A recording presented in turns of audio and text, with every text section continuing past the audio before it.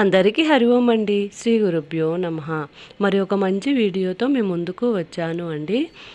ఈరోజు మోహిని ఏకాదశిని చేయాలని సంకల్పించుకొని ఈ విధంగా ఏర్పాటు చేసుకున్నాను అండి.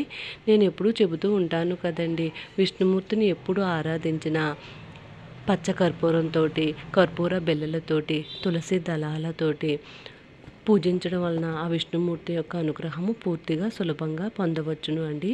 అయినా వైశాఖ మాసాన్ని మాధవ మాసము అంటారు అండి. వైశాఖ మాసంలో వచ్చే ఏకాదశిని పూజించడం వలన విష్ణుమూర్తి అనుగ్రహంతో పాటు లక్ష్మీ అమ్మవారి యొక్క అనుగ్రహం కూడా సులభంగా పొందవచ్చును అండి.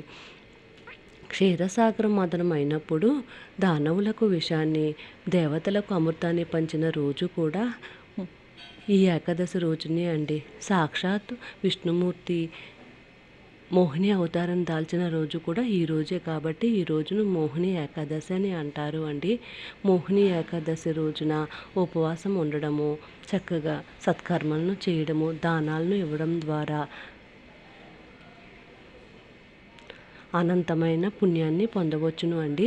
ఈ మోహిని ఏకాదశి రోజున విష్ణుమూర్తిని ఆరాధించి విష్ణు సహస్రనామాలను పారాయణ చేయడం వల్ల 1000 గోవులను దానం చేసిన ఫలితం లభిస్తుంది అండి. అయినా స్వామిని ఎప్పుడు పూజించుకున్న పిండి ప్రమిదలతోటి స్వామికి దీపాన్ని వెలిగించడం వల్ల ఆ స్వామి యొక్క అనుగ్రహము సులభంగా పొందవచ్చును అండి. మోహిని ఏకాదశి రోజున ఓం నమో నారాయణాయ, ఓం నమో భగవతే వాసుదేవాయ అనే మంత్రాలను జపించడం వల్ల ఎంతో పుణ్యఫలం లభిస్తుంది అండి. అయినా నేను ఎప్పుడూ చెబుతూ ఉంటాను కదండి, అమావాస్య, పౌర్ణమి, ఏకాదశి తిథులు చాలా ఉత్తమమైనవండి. ఆయా తిథులలో ఆయా దేవతలను పూజించడం వల్ల వారి యొక్క పూర్తి అనుగ్రహం మనకు సులభంగా లభిస్తుంది అండి. ఏకాదశి రోజున ఉపవాసం ఉండడం ద్వారా ఆర్థిక ఇబ్బందులన్నీ తొలగిపోతాయండి.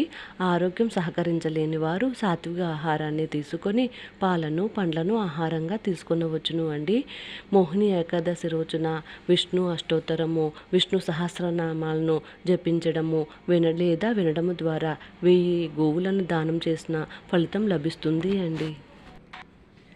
నేను ఈ విధంగా విష్ణుమూర్తి, లక్ష్మీ అమ్మవారి చిత్రపటాన్ని ఏర్పరచుకొని పూలదండను సమర్పించుకొని చందనం కుంకుమలతో అలంకరించుకున్నాను అండి. ఆ తర్వాత విష్ణుమూర్తి, లక్ష్మీ అమ్మవారి ప్రతిమలకి పూజ నిర్వహించుకున్నాను. అమ్మవారిని మారేడు దళాలతోటి, అయ్యవారిని తులసి దళాలతోటి, పూలతోటి, కర్పూర పిల్లలతోటి పూజించుకున్నాను అండి. వైశాఖ మాసం అంటేనే విష్ణుమూర్తికి ఇష్టమైన మాసం అని చెప్పుకున్నాము కదండి. విష్ణువు తన స్త్రీ అవతారమైన మోహిని రూపాన్ని ధరించిన రోజును పురస్కరించుకుని ఈ మోహిని ఏకాదశిని హిందువులు జరుపుకుంటారు అండి. ప్రతి సంవత్సరం వైశాఖ మాసం శుక్లపక్ష ఏకాదశి రోజున ఈ పండుగ జరపబడుతుంది అండి. ఈ రోజున విష్ణుమూర్తిని ఆరాధిస్తే అనంతమైన పుణ్యం లభిస్తుందని ఆధ్యాత్మిక గ్రంథాలు చెబుతున్నాయి అండి.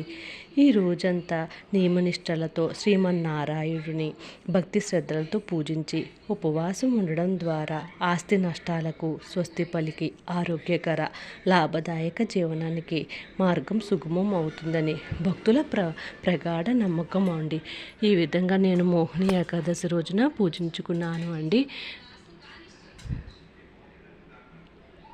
మరి ఒక మంచి వీడియోతో మిమ్మల్ని కలుస్తాను.